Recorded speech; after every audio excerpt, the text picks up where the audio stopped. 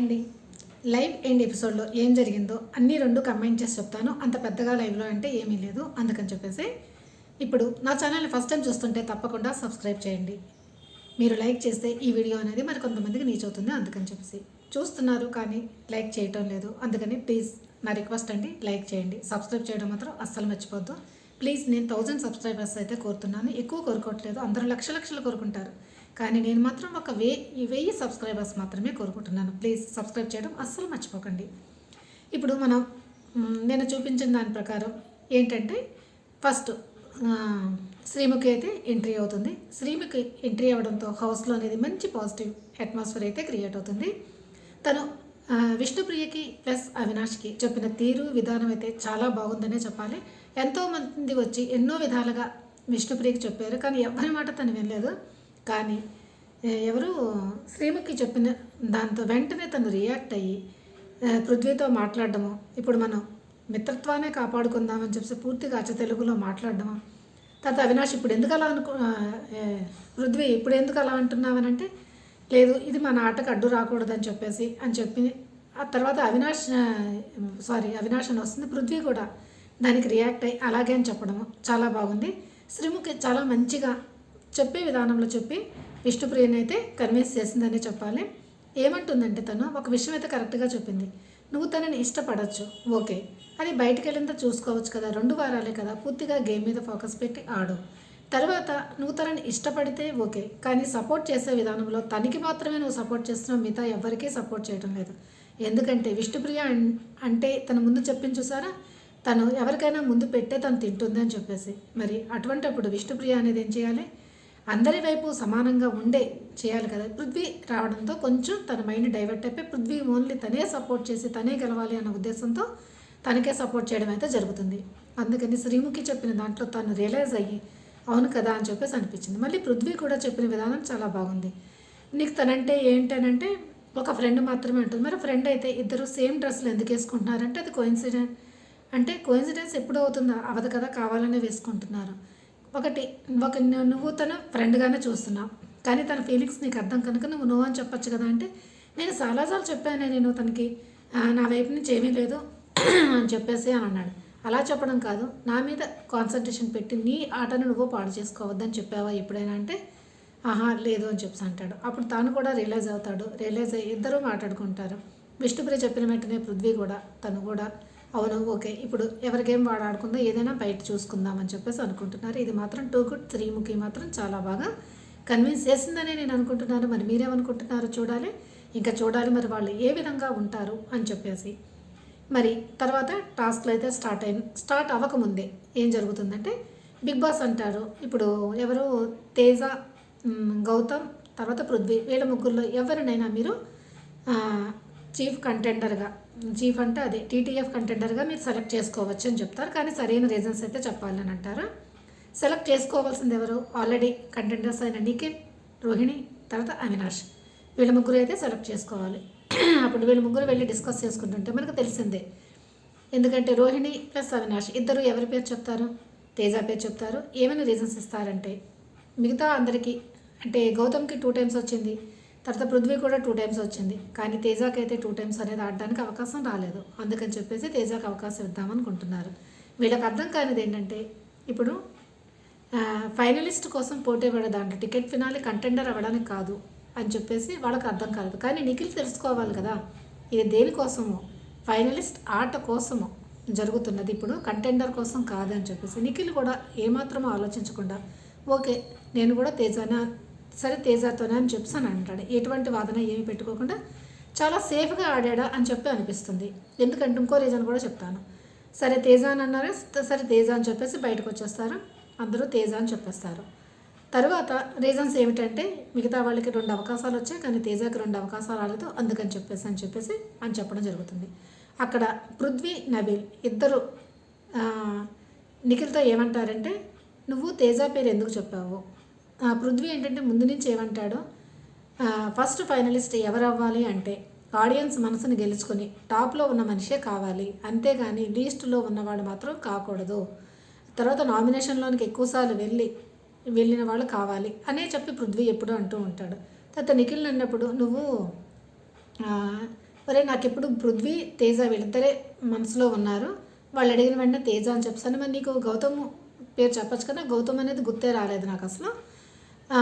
అందుకని చెప్పి నాకు మీ ఇద్దరి పేర్లు నేను చెప్పలేదు, చెప్పాల్సింది కదా. అవును కదా, చెప్తే బాగుండేది గౌతమ్ పేరు కూడా అని అంటాడు. అంటే అక్కడ వాళ్ళు ఏ మాట అన్నారు, తేజాన వెంటనే తేజాన ఓకే అని చెప్పేసి అనేసాడు. ఇక్కడికి వచ్చిన తర్వాత గౌతమ్ పేరు కూడా చెప్పాల్సిందంటే గౌతమ్ పేరు నా మైండ్లోకి రాలేదు. అవును మీ ఇద్దరి పేర్లో ఎవరి పేరు చెప్పాల్సింది అని చెప్పేసి అని అంటాడు. ఎందుకంటే నబీలు పృథ్వీ ఏమంటారంటే నువ్వు కూడా లేదు ఆడడానికి నాకు స్ట్రాంగ్ కంటెంట్ కావాలి, అందుకని చెప్పేసి పృథ్వీ గౌతమ్ మా ఇద్దరి పేర్లు ఎవరినైనా చెప్పచ్చు కదా. ఎందుకంటే నబీలు పృథ్వీ ముందుగా డిస్కస్ చేసుకుంటారు. ఏమంటే వాడు గౌతమ్ పేరు చెప్పినా బాగానే, పృథ్వీ అంటాడు గౌతమ్ పేరు చెప్పినా పర్వాలేదు, ఎందుకంటే గౌతమ్ అనేది ఆటలు టాస్క్లు అయితే ఆడాడు, సెకండ్ పొజిషన్లోకి అయితే అన్నింటిలోనే సెకండ్లోనే వచ్చాడు, ఒక్క దాంట్లో మాత్రం థర్డ్ వచ్చాడు. దేంట్లోనంటే అది తడుపుకొని వెళ్ళి లాగుతాం కదా, దాంట్లో ఒక్క దాంట్లో థర్డ్ వచ్చాడు, మిగతా వాటిలో మాత్రం తను సెకండే వచ్చాడు కదా. నాకంటా బాగానే ఆడాడు, పృథ్వీ ఆ మాట అనడం బాగానే ఉంది, నాకంటా బాగానే ఆడాడు కదా, అందుకని గౌతమ్ పేరు చెప్పినా పర్వాలేదు. తర్వాత ఇంకా తేజ పేరు చెప్పకుండా ఉంటే బాగుండని చెప్పేసి అనుకుంటూ ఉంటారు. అప్పుడు నిఖిల్ ఏంటి అక్కడికి వెళ్ళినప్పుడు తేజ అని వెంటనే ఓకే అనేసాడు. ఇక్కడేమో గౌతమ్ పేరు కానీ నా పేరు కానీ చెప్పాల్సిందంటే అవును చెప్పాల్సింది కదా అని అంటే ఇక్కడ తను సేఫ్గా మాట్లాడుతుంది. ఇక్కడ వీళ్ళు మాట్లాడినప్పుడు వీళ్ళ మాటకి ఏకీభవిస్తున్నాడు, అక్కడ వెళ్ళినప్పుడు అక్కడ వాళ్ళ మాటతో ఏకీభవిస్తున్నాడు. అంటే తన సొంత ఒపీనియన్ తను చెప్పలేడా. ఇక్కడ వీళ్ళు మా పేరు చెప్పచ్చు కదా అంటే అవును చెప్పాల్సింది కదా అంటాడు. అక్కడ తేజ ఓకే అంటే తేజ ఓకే అంటాడు. ఇలా ఉండకూడదు, తన అభిప్రాయం తను చెప్పాలి. ఎందుకంటే తేజ అంటే తేజ ఏంటి అసలు బ్లాక్ అది రావాల్సింది, ఆ టైంలో విష్ణుప్రియకి ఇచ్చారు బ్లాక్ స్టార్ రావాల్సింది కదా తేజకి, తనకి ఇచ్చాడు. అంతే తను డిస్క్వాలిఫై అయిపోయినట్టు ఆల్మోస్ట్ ఆల్. తనకి ఇవ్వడం అంటే తను సేఫ్ గేమ్ ఆడారని నాకు అనిపిస్తుంది. మరి మీకేమనిపిస్తుందో కామెంట్ చేసి చెప్పండి. తర్వాత శ్రీముఖి ఏమంటుందంటే ఓకే టాస్క్ అనేది పెట్టాలి కదా, టాస్క్ అనేది పెట్టడం వల్ల చాలా చిన్నపిల్లల ఆట, చిన్నపిల్లలు ఒకప్పుడు ఏంటంటే కిటీ పార్టీల్లో కూడా ఈ ఆటలు ఆడుకుంటారేమో, తర్వాత చిన్నపిల్లలు గేమ్స్ పెడతారు కదా, ఆ ఆట అయితే పెట్టారు. ఏమీ లేదు, దూరం కూడా లేదు బెల్ది, జస్ట్ అక్కడ ఉన్నారు. ఈ బల్ల ఇక్కడ ఒక ఇంటిలో పెట్టి ఒక చిన్న రూమ్లో పెడతారు చూసారు, ఆ విధంగా పెట్టారు. ఏమిటో టీవీ పెట్టినట్టు పెట్టారు, దాని మీద ఏమో ఒక ఫోటో రావడం, తర్వాత గంట పెట్టారు. ఎవరొచ్చి ముందు ఆ ఫోటో చూసిన తర్వాత గంట మోగించాలి, గంట మోగించి ఎక్కడున్నది ఏంటో అనేది చెప్పాలి.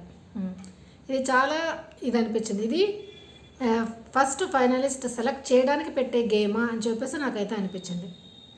ఇప్పుడు అది కొట్టడంలో ఫస్ట్ ఏమో ఎవరు నిఖిల్ కొడతాడు, చూసి తను ఎక్కడ ఉన్నదో చెప్తే దానికి ఏంటంటే అవినాష్ అనేది ఖండిస్తాడు. ఏమంటాడంటే లేదు నబీల్ చెప్పడం వల్ల నిఖిల్ చెప్పాడు అందుకని చెప్పేసి. నిజంగానే నబీల్ అయితే తను సైగ చేసి ఇలా చెప్పడం అయింది, నిఖిల్ కూడా తన వైపు చూడడం అయితే జరిగింది. అందుకని చెప్పేసి ఇంకా శ్రీముఖి ఏం చేస్తారు, దాన్ని క్యాన్సిల్ చేస్తారు. క్యాన్సిల్ చేసిన తర్వాత మళ్ళీ పట్టుకోవడం. దీంట్లో ఫస్ట్ నిఖిల్ వస్తాడు 4 పాయింట్స్తో, తర్వాత అవినాష్ వస్తాడు 2 పాయింట్స్తో, తర్వాత రోహిణి 1 పాయింట్ వస్తుంది. టేస్టీ తేజ కూడా 1-1లో ఇద్దరు ఉన్నప్పుడు అవుతుంది కదా. అవుతున్నప్పుడు రోహిణి ఏమంటుందంటే అవినాష్తోని ఒరే ఇప్పుడు మీ ఇద్దరు ఎలాగైనా వచ్చేస్తారు, ఇంకా మా ఇద్దరికి వదిలేయండి రా అంటుంది. అంటే గంట కొట్టడంలో మా ఇద్దరికి ఎవరో ఒకరికి వదిలేసేయండి అని అంటుంది. ఎందుకంటే 1-1 ఉన్నారు కదా అని చెప్పేసి. కానీ అవినాష్ దానిని అర్థం చేసుకోకుండా ప్రతి పాయింట్ కౌంట్ అవుతుంది, దానికి ఎందుకు వదిలేయాలి, నాకు ఒకవేళ 6 వచ్చిన వాడు 7వ తేదీ రావాలని కోరుకోవడా అని చెప్పేసి తను ఆ విధంగా వాదించడం అయితే జరుగుతుంది. తను అర్థం చేసుకోలేకపోయాడేమో, అవినాష్ లాగా ఈ పాయింట్లు కూడా కౌంట్ అవుతాయని అనుకున్నాడు ఏంటో.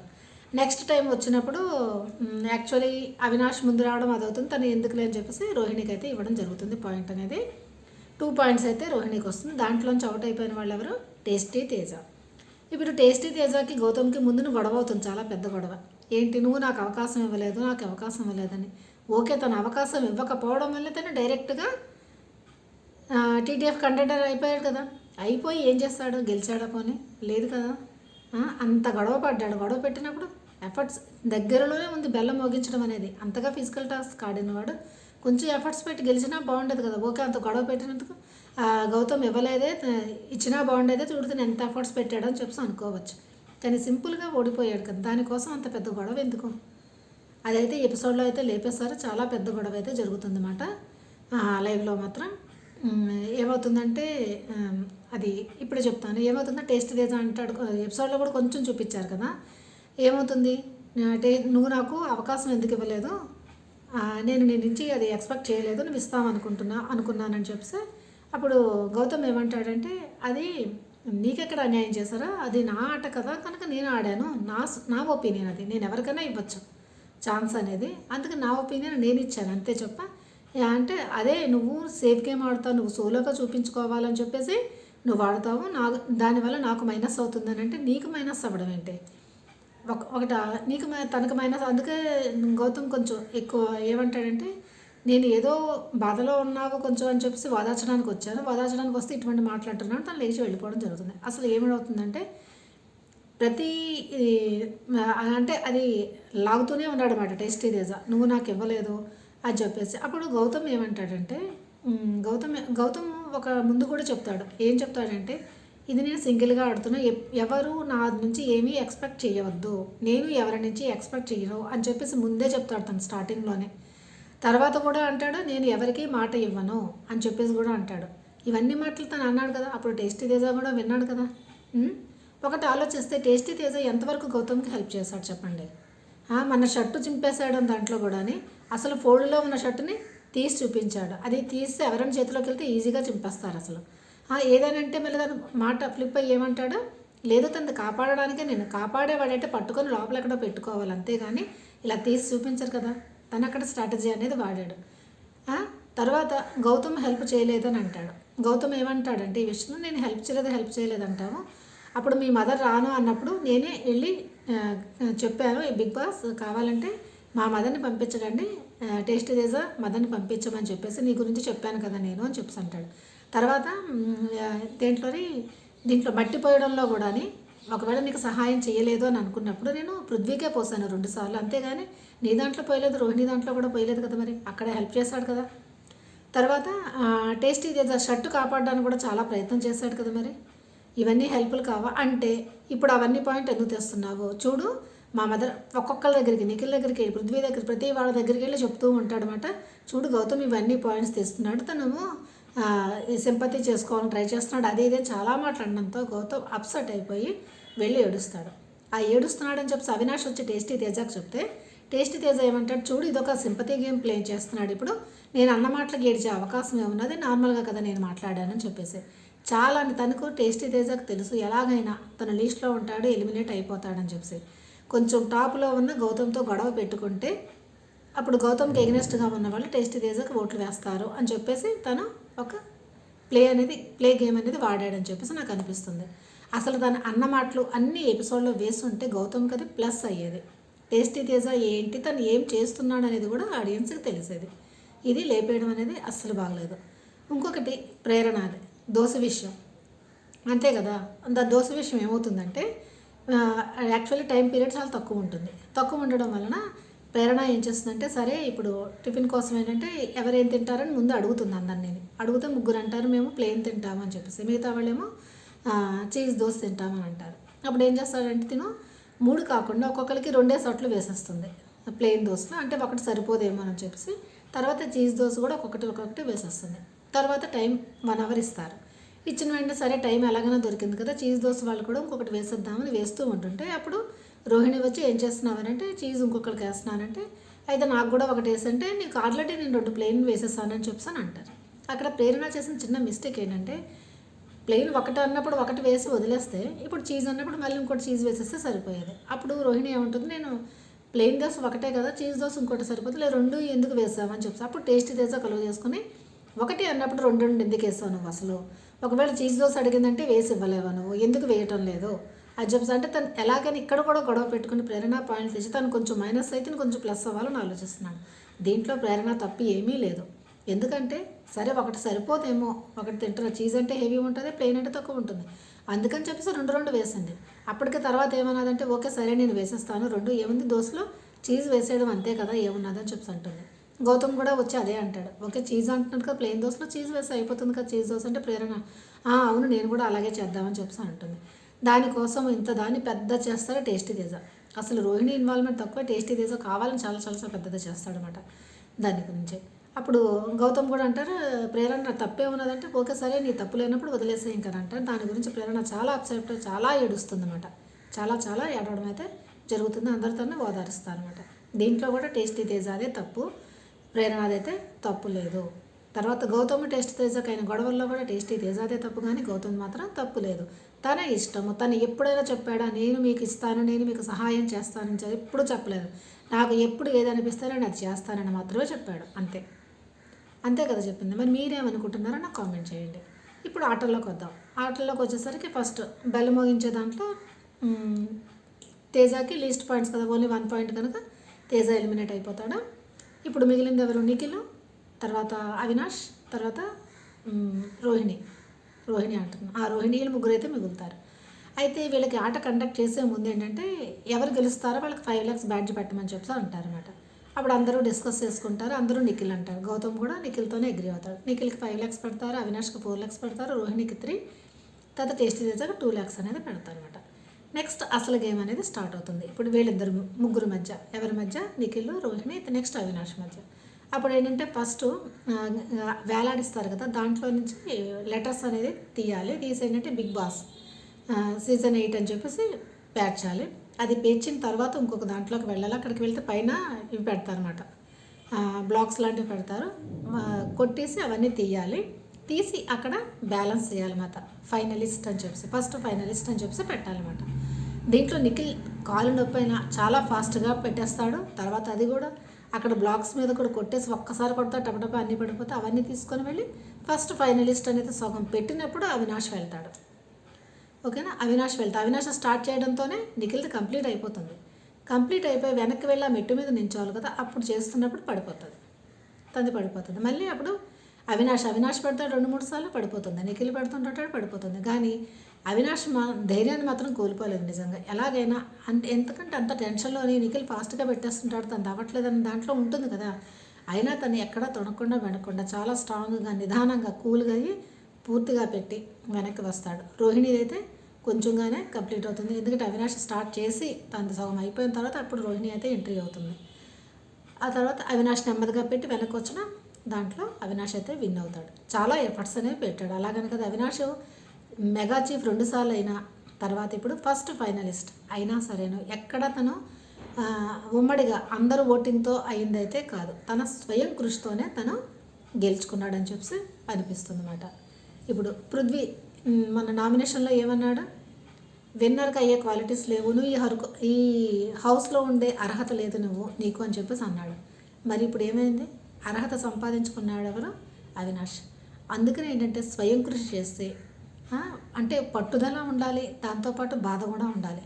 ఏంటంటే అవినాష్లో పట్టుదల ఉంది, దాంతోపాటు బాధ కూడా ఉన్నది, భయం కూడా ఉన్నది తన దాంట్లో. అయ్యో నేను ఎలిమినేట్ అయిపోతానా ఏంటో అని చెప్పేసి ఆ 2 పట్టుదల ప్లస్ భయము బాధ 3 కలిసి తనైతే గెలవడం అయితే జరుగుతుంది. అంతా గెలిచిన తర్వాత కూడా ఒకటి ఏంటంటే హైలైట్, వెళ్ళి నబీల్తో అంటాడు ఏమంటే ఎవిక్షన్ షీల్డ్ నువ్వు ఇవ్వడం వల్ల నేను ఇక్కడ దాకా వచ్చాను, థ్యాంక్స్ అని చెప్తాడు. అది నిజంగానే అంటే ఒకళ్ళు ఏదైనా మనకి ఇస్తే అది మనం కృతజ్ఞత చూపిస్తే వాళ్ళు కూడా హ్యాపీ ఫీల్ అవుతారు కదా. నబీల్ కూడా చాలా హ్యాపీగా ఫీల్ అవుతాడు, గుర్తుంచుకున్నాడని చెప్పేసి.